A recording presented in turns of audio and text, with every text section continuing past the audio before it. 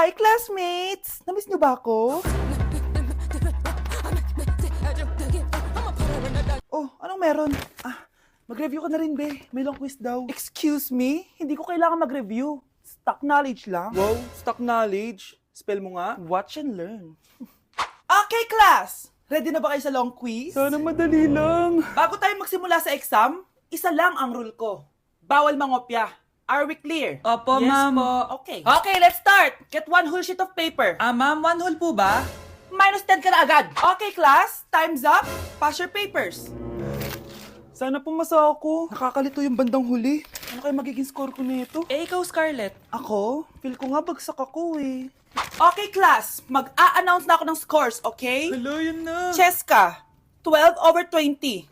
Munti ka na bumagsak. Miguel, 14/20. Pwede na.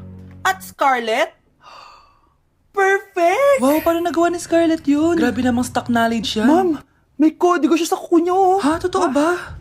Scarlett, patingin ang kuko mo.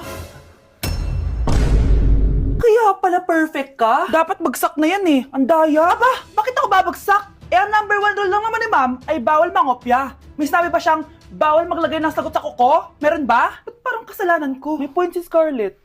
Pointless. Next time, kilalanin yung mga binabangga niyo, ah.